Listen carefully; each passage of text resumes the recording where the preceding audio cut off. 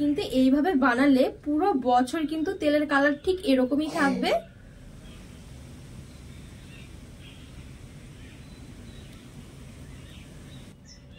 নমস্কার বন্ধুরা, নতুন একটা পর্ব দেখার জন্য আপনাদের সকলকে স্বাগত জানাই। আজকে আমি আপনাদেরকে বানিয়ে দেখাবো কাঁচা আমের তেল। খুবই সামান্য কয়েকটা মশলা দিয়ে বানিয়ে দেখাবো। আর এইভাবে যদি আপনারা বাড়িতে কাঁচা আমের তেল বানান তাহলে কিন্তু সারা বছর পুরো সুগন্ধে ঘর ভরে যাবে, এতটা সুন্দর হয়।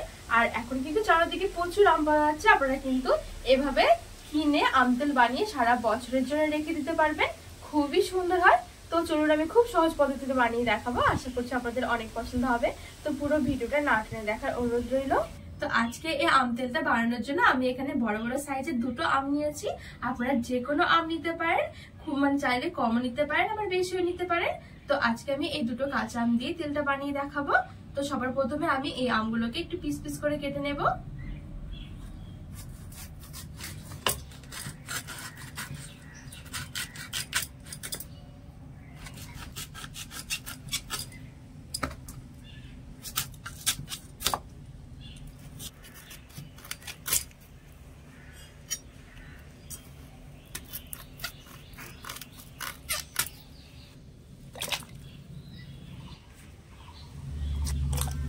তো এখানে আমি সবগুলো আম খুব সুন্দর করে কেটে নিয়েছি। আর এই দেখুন, এই যে ভেতরে যে আটিটা থাকে সেই আটি সমেত কিন্তু আমি আমটা কেটে নিয়েছি। এরকম করে আম তেল করলে কিন্তু বেশ আমটা পরে খেতে ভালো লাগে। এবার আমি একটু পরিষ্কার করে ধুয়ে নেব। এখানে আমি আমটা পরিষ্কার করে ধুয়ে নিয়েছি। এবারে এই আমটা একটা বাটির মধ্যে নিয়ে নেব।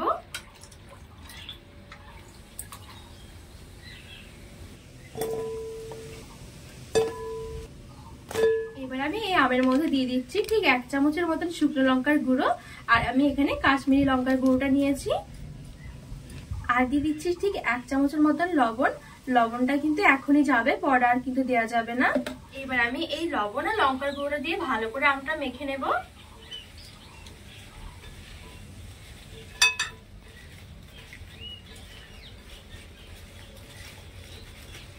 এবার আমি এখানে একটা ঝুড়ি নিয়েছি। এবার আমি এই ঝুড়ির মধ্যে এই আমের পিসগুলো একটা একটা করে এভাবে একটুখানি বিছিয়ে নিচ্ছি।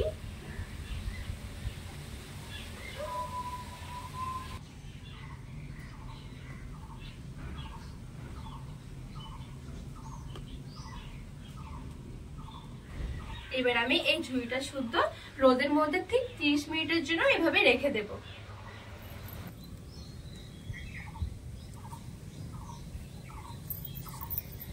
এবার আমি গ্যাস জ্বালিয়ে একটা খোলা বসিয়ে দিলাম। আম তেলের জন্য একটা আমি মশলা তৈরি করে নেব। আমি এখানে মশলার জন্য নিয়েছি গোটা শুকনো লঙ্কা 4টে, আর এখানে নিয়েছি 1 টেবিল চামচ গোটা ধনে, আর 1 টেবিল চামচ নিয়েছি গোটা সরষে, এখানে কালো সরষেটা নিয়েছি। আর এখানে ঠিক 1 টেবিল চামচের থেকে একটু বেশি নিয়েছি আমি 5 ফোড়ন। আর এই 5 ফোড়নের মধ্যে কিন্তু এই দেখুন কালো জিরে, তারপরে মানে 5 ফোড়নে যা যা থাকে সবকিছু আমি এখানে নিয়েছি। তারপরে এখানে নিয়েছি 1 চামচের মতন গোটা জিরে, আর সাথে নিয়েছি একটা তেজপাতা। ব্যাস, এই মশলাগুলো আজকে আমাদের লাগবে আম তেল তৈরি করতে। এবার আমি মশলাগুলো দিয়ে দিচ্ছি।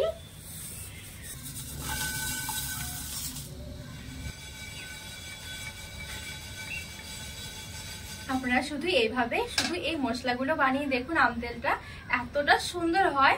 আর আপনারা কিন্তু চাইলে সারা বছর রেখে দিতে পারবেন, আর সারা বছরও কিন্তু কোনো রকম সুগন্ধ কমবে না। তো এবার আমি একদম শুকনো খোলায় এরকম হালকা করে একটু ভেজে নেব, বেশি কিন্তু পোড়া যাবে না, একদম হালকা করে ভাজতে হবে। তো এখানে আমি গোটা মশলাগুলো একদম মুচমুচে করে ভেজে নিয়েছি। এবার আমি গ্যাসের আঁচটা বন্ধ করে নামিয়ে নিচ্ছি। আর এই মশলাগুলো একটু হালকা করে ঠান্ডা করে নেব। তো এখানে আমি একটা থালার মধ্যে নিয়ে নিচ্ছি।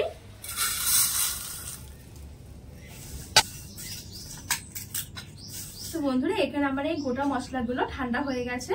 এবার আমি শিলনোড়ার মধ্যে নিয়ে হালকা করে একটু গুঁড়ো করে নেব।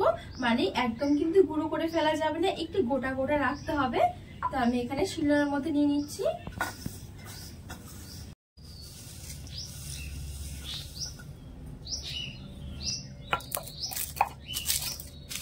ঠিক এইভাবে করে আমি একটু চেপে চেপে গুঁড়ো করে নেবো, মানে মশলাগুলো একটুখানি ভেঙে ভেঙে নেব।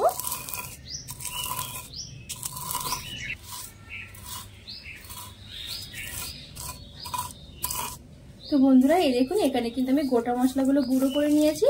আর এই দেখুন ঠিক আমি এরকম করে গুঁড়ো করে নিয়েছি। ঠিক এরকম করে কিন্তু গুঁড়ো করতে হবে, তাহলে কিন্তু সব মশলার ফ্লেভারটা কিন্তু খুবই সুন্দর পাওয়া যাবে।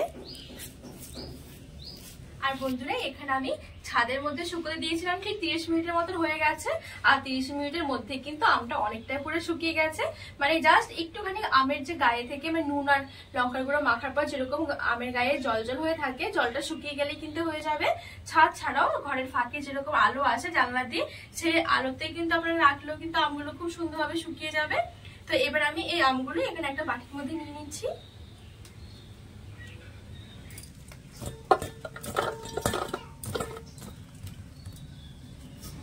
এখানে আমি এই আমগুলো একটা বাটির মধ্যে নিয়ে নিয়েছি। এবার যে আমি এখানে গোটা মশলাটা করে রেখেছিলাম গুঁড়োটা, এবার আমি গুঁড়োটা আমের মধ্যে দিয়ে দেবো।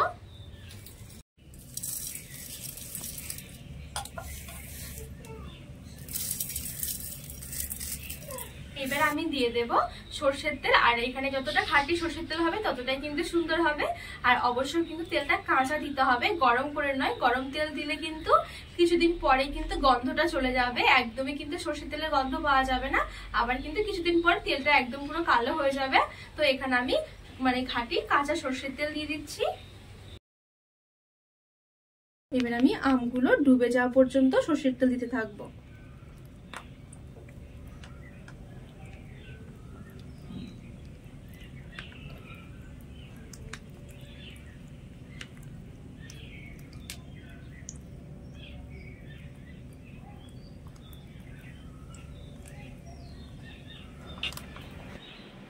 এইবার আমি সবকিছু ভালো করে তেলের সাথে মিশিয়ে নেব।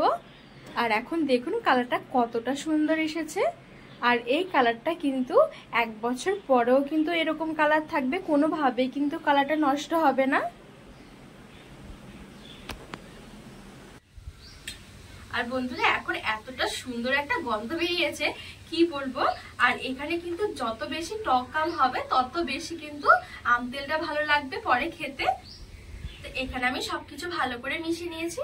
আর আপনারা হয়তো বলতে পারেন যে এই কাঁচা তেলটা দেওয়ার কারণে হয়তো পরে নষ্ট হয়ে যাবে বা থাকবে না, এটা কিন্তু একদমই নয়। তবে এবার চলুন আমি এর পরে কি করতে হবে সেটা বলে দিচ্ছি। তো বন্ধুরা এখানে আমি এই আম তেলের বাটিটা নিয়ে সোজা ছাদের মধ্যে চলে এসেছি, রোদের মধ্যে। আর এই দেখুন কালারটা কতটা সুন্দর লাগছে আম তেলের। এবার আমি এই রোদের মধ্যে ঠিক 1 ঘন্টার জন্য রেখে দেব। আপনারা যদি মনে করেন যে ছাদে রোদে দেওয়া যাবে না, তাহলে যে জানলার ফাঁকে যেরকম রোদ আসে সেই রোদের মধ্যে কিন্তু রেখে দিলেও হবে। তেলটা না গরম করে এভাবে রোদে একবার গরম করে দেখবেন আম তেল বানিয়ে, একদম পুরো গন্ধটা কিন্তু সব সময় থাকবে আর খেতে অসাধারণ হয়। আর কাঁচা তেলে কিন্তু খুব সুন্দর একটা গন্ধ পাওয়া যায়।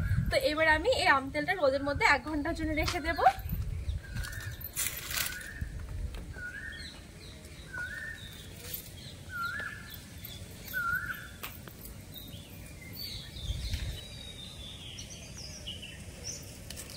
তো বন্ধুরা এখানে দেখুন পুরো 1 ঘন্টা মতন হয়ে গেছে, আমি পুরো টাটকা রোদের মধ্যে রেখে দিয়েছিলাম। আর এই দেখুন কতটা সুন্দর লাগছে। আর এখন কিন্তু তেলটা পুরো গরম হয়ে গেছে।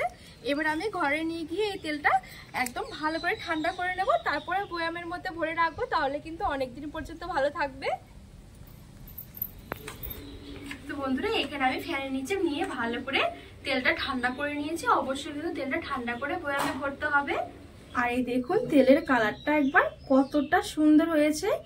এইভাবে কিন্তু আম তেল বানালে যেমন গন্ধ থাকবে তেমন কিন্তু কালারটাও অনেক দিন পর্যন্ত থাকবে। আপনারা কিন্তু 1 বছর পরেও কিন্তু এরকম কালার পাবেন।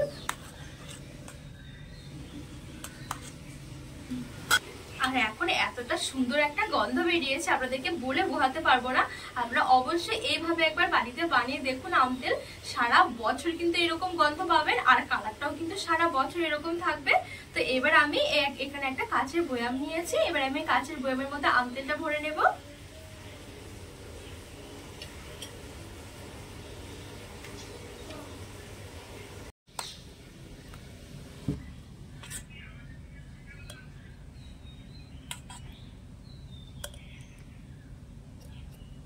এবার আমি উপর দিয়ে তেলটা ঠিক এভাবে ঢেলে দেব।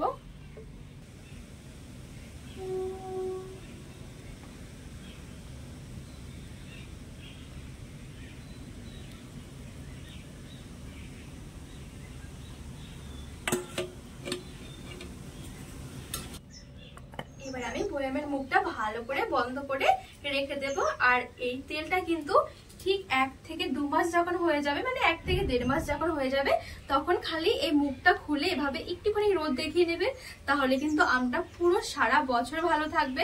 আর বন্ধুরা আপনারা শুধু এভাবে একবার আম তেল বানিয়ে দেখুন, একদম গন্ধ কিন্তু আপনারা সারা বছর পাবেন, এতটা সুন্দর হয়। আর কিন্তু কালারটাও কিন্তু এরকম থাকবে, কোনো রকম কিন্তু কালার চেঞ্জ হবে না। তো আজকে কিন্তু আমার আম তেলের রেসিপি হয়ে গেছে।